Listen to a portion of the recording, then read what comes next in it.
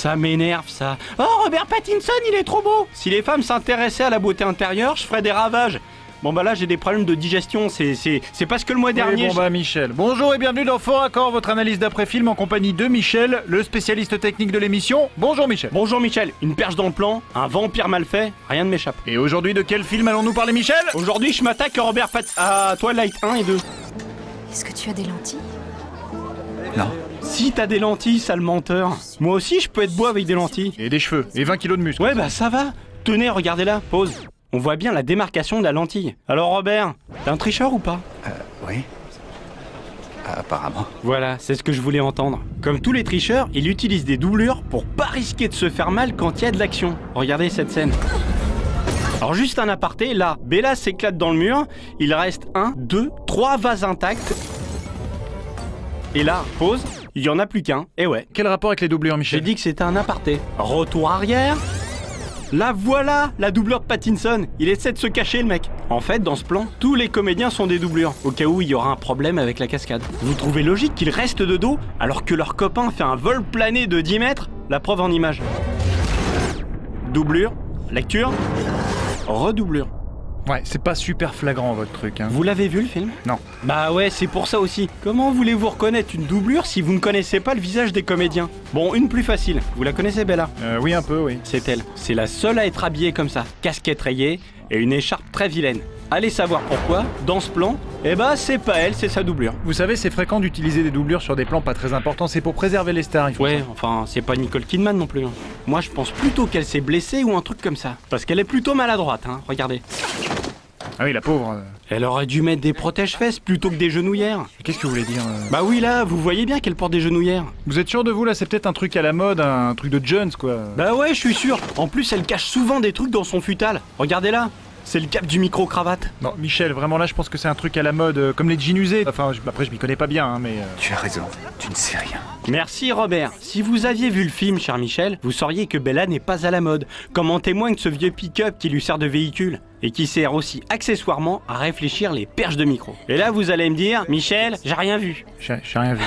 Bah ouais, je sais. Bon, enfin bref, retour arrière. Là, on voit la caméra qui recule en même temps que le plan, logique, et la perche de micro, là. Perche de micro qu'ils auraient dû créditer au générique tellement on la voit beaucoup. C'est pas super français, votre Oui, phrase. oui, bah on s'en contentera. Perche de micro, donc, qu'on retrouve ici, dans le reflet du pick-up, encore une fois.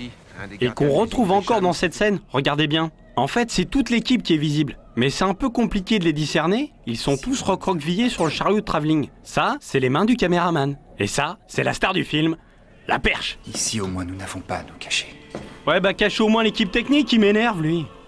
Je leur ai dit de ne pas faire ça. Il a toujours, mais alors toujours une bonne excuse. Non, Michel, arrêtez avec ce pauvre Robert Pattinson, il vous a rien fait. Je veux de l'amour. Ah bah voilà, très bon choix d'extrait, ça fait plaisir, c'est bien, quoi. Hein, quoi? Non, c'est pas pour ça que je l'ai mis. C'est parce qu'il y a une énorme boulette dedans. Regardez, elle prend la photo en format paysage, horizontal si vous préférez. À 1/5 de seconde près, la photo devrait ressembler à ça. Je mets cette petite photo dans ma boîte à outils et j'avance un peu dans le film. Ici, Bella imprime la fameuse photo. Bon, déjà, elle est en format portrait. Pause. Et je ressors ma petite photo de ma petite besace. Bah je croyais que c'était une boîte à outils. Ta gueule, on voit bien que la pose n'est pas la même. Bah ça reste des erreurs très acceptables. Twilight, c'est pas un budget de fou comme certains pourraient le croire. Bah, vous rigolez? Combien vous croyez qu'ils ont touché de la part de Virgin America pour faire ce magnifique plan de leur bel avion? Bah pas mal, je suppose. Ouais, un gros paquet de pognon pour un gros product placement qui On dit pourtant... placement de produit en français. Qui pourtant n'a pas lieu d'être, puisque cette compagnie ne vole qu'aux États-Unis. Oui, et donc? Et donc, vous n'avez pas vu le film. À ce moment-là, ils vont en Italie, donc c'est une erreur. Pas vraiment. Si Virgin leur donne de l'argent pour faire ça, ils vont pas cracher dessus. Et vous croyez qu'on leur a donné de l'argent pour faire des fautes d'orthographe? Ah oui, vous voulez dire comme quand vous essayez de faire une phrase compliquée? Excellent! Très drôle.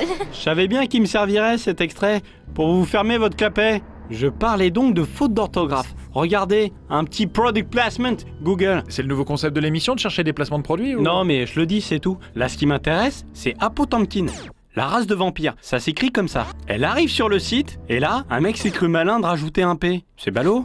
Autre faute, dans le générique de fin. Il trouve le moyen de faire une faute sur l'œuvre de Debussy, en écrivant Claire avec un E, comme le prénom. C'est peut-être une sorte de jeu de mots. Non, c'est une œuvre qui a plus d'un siècle et que les gens cultivés écrivent correctement. comme vous pouvez le voir sur la pochette de ce CD. Que vous avez très bien pu faire sur Photoshop. Mais oui, c'est ça, de toute façon, ils font même des fautes d'orthographe dans le nom de leur personnage. Regardez là, Emmett avec un seul T. Normalement, il y en a deux, comme vous pouvez le voir sur cette affiche. Que vous avez très bien pu faire sur Photoshop. Et le générique du deuxième Twilight, c'est... Je l'ai fait sur Photoshop, là, Emmett avec deux T, mais vous me croyez maintenant? Oui, je vous crois, Michel, vous énervez pas. Eh bien, merci Michel pour cette émission, et puis rendez-vous dans 2 semaines pour un prochain Faux Raccord. Ouais, et j'aurai du lourd, du très très lourd. Robert, le mot de la fin. Épouse-moi. Merci Robert.